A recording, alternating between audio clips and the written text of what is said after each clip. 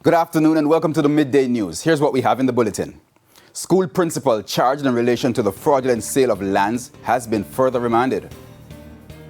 Still no outcome from heated meeting in St. Mary over poor road conditions.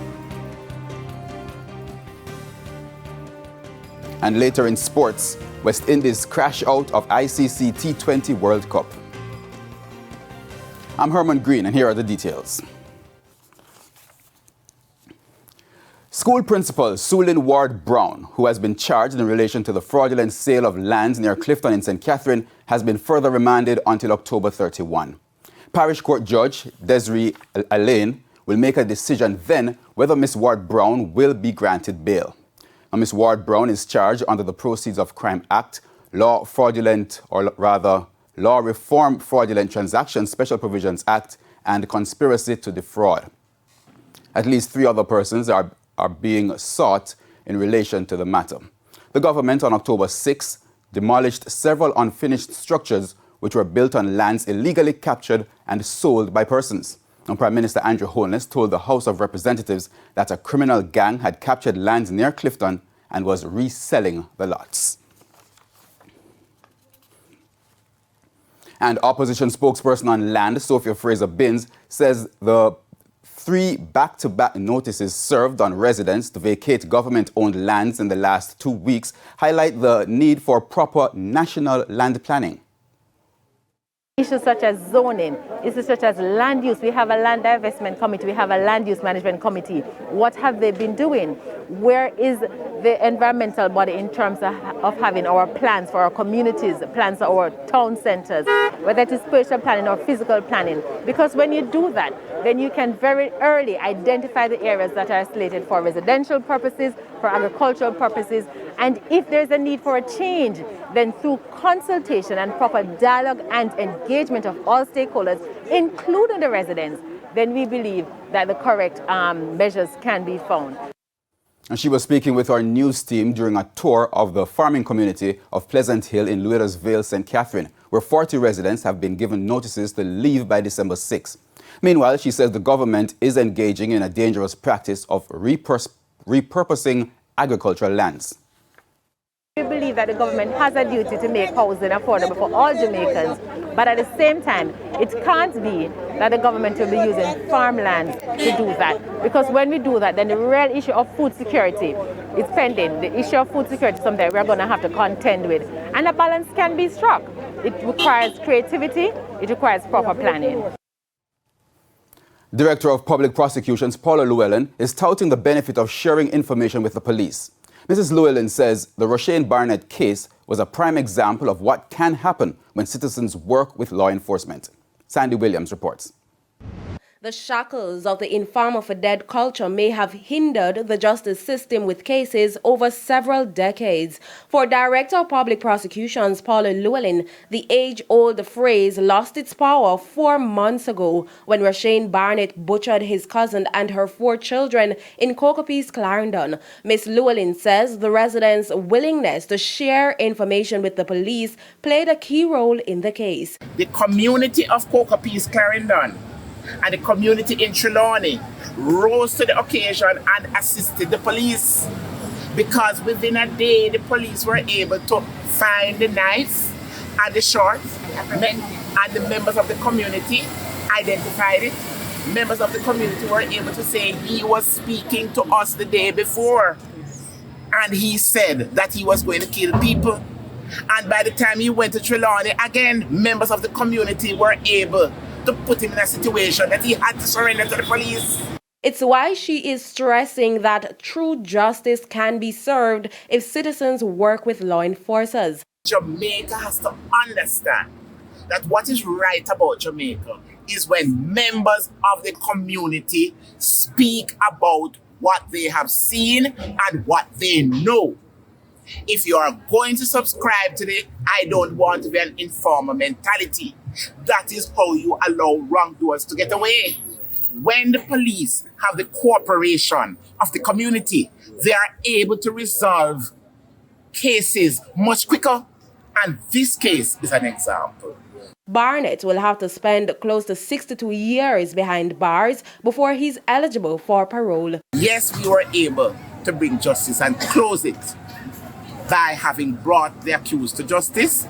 But what I believe we must take from this is the fact of, one, what community advocacy can do, what community cooperation with law enforcement can do, and most importantly, remember and honor the wonderful lives of Miss Gwendolyn's daughter and her grandchildren. Sandy Williams, TVJ News. The body of a man was discovered at Eden Park, Jacks River in St. Mary this morning. It's understood that about 7:30, passers-by saw the body and alerted the police. The police believe the man was murdered as the body had what appeared to be several bullet wounds. Up to news time, the Arokabessa police were still processing the scene.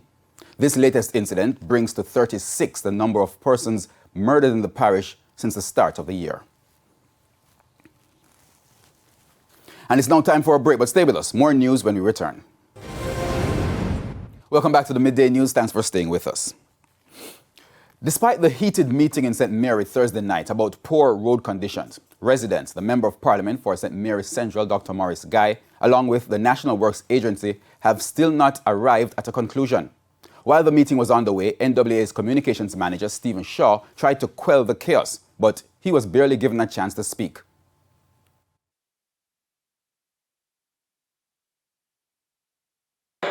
If it is that you want to, if it is, all right, follow me now.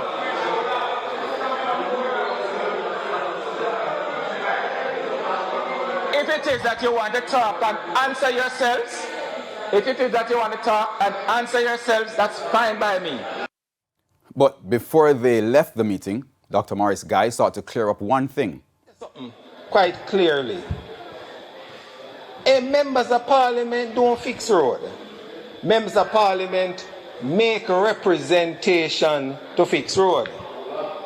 Yes, long, right? Whether far too long, but this has always been the case. You make a representation to fix the road.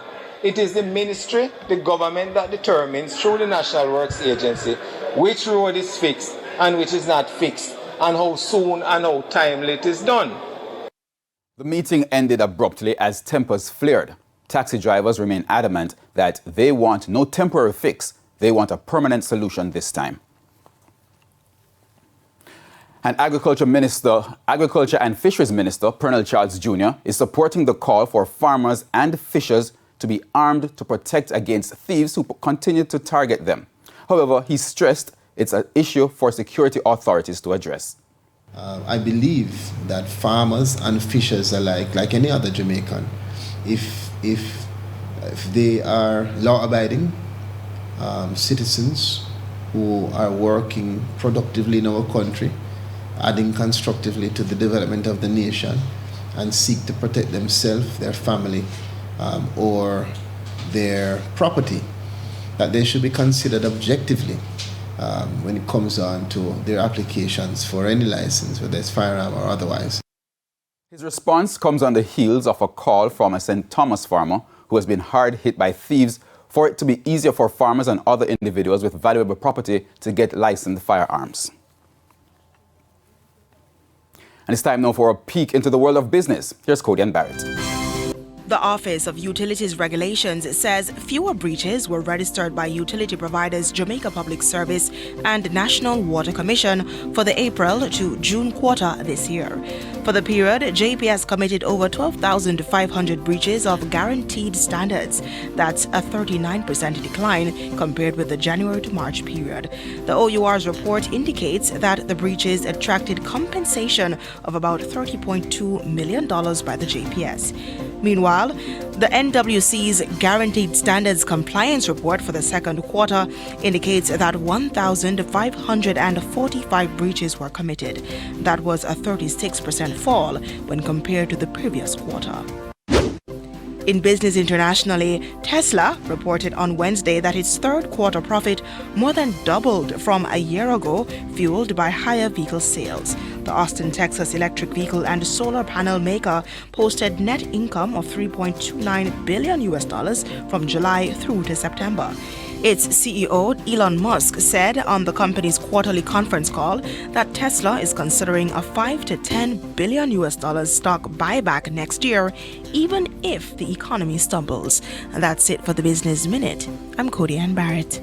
And it's now time for the top regional and international reports. In the region, the United States Customs and Border Patrol Agency says it has apprehended 64 Haitian migrants who were abandoned by smugglers on Mona Island off Puerto Rico. Mona Island is an ecological reserve held by the Puerto Rican government and is not permanently inhabited. They were later transferred to the custody of Rami Border Patrol agents at the Mayaguez port of entry for immigration processing. 3 pregnant women were transferred to a local hospital for medical examination. On the international scene, 3 viruses could gain traction in the U.S. soon.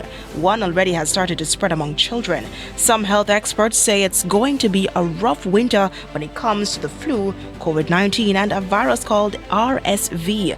The increasing number of children with RSV and other respiratory illnesses is already straining some U.S. hospitals. Despite the numbers, experts say most of the children who catch it do not get very sick. For adults, the flu is a bigger concern. Additionally, some health experts say derivatives of the Omicron variant could cause COVID-19 infections to surge this winter. Those were the top regional and international stories. I'm Cody Ann Barrett. And we now take a quick break. Jermaine Brown will have our midday sports report next.